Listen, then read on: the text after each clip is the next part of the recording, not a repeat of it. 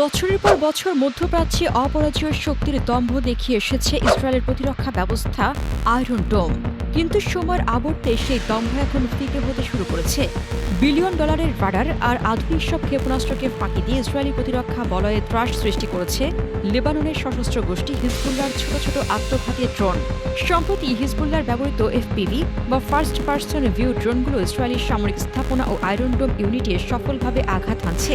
বিশ্লেষকরা বলছেন এই ড্রোনগুলোর অন্যতম শক্তিশালী দিক হল ফাইবার অপটিক প্রযুক্তির ব্যবহার। সাধারণত জিপিএস বা রেডিও সিগন্যাল ব্যবহার করা ড্রোনগুলোকে ইলেকট্রনিক জ্যামিংয়ের মাধ্যমে নিষ্ক্রিয় করা হয়, কিন্তু হিজবুল্লাহর এই নতুন ড্রোনগুলো কোনো সিগন্যালের উপর নির্ভর করে না। ফলে ইসরায়েলের অত্যাধুনিক জ্যামিং সিস্টেম এখানে অকার্যকর হয়ে পড়ছে। আকারে ছোট এবং অত্যন্ত নিচু দিয়ে উঠতে সক্ষম হওয়ায় এই ড্রোনগুলোকে শনাক্ত করতে পারছে না ইসরায়েলি রাডার।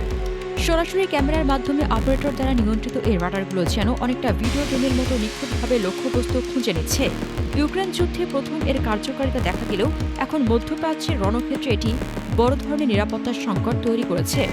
একদিকে কোটি কোটি ডলারের প্রতিরক্ষা ব্যবস্থা, আর অন্যদিকে কয়েকশো ডলারের হাতে তৈরি ড্রোন। এই অসম লড়াইয়ে দিশেহারা তেল আবিব। সামরিক বিশেষজ্ঞরা মনে করছেন আধুনিক যুদ্ধের বাস্তবতা বদলে দিচ্ছে এই সস্তা অথচ কার্যকারী প্রযুক্তি।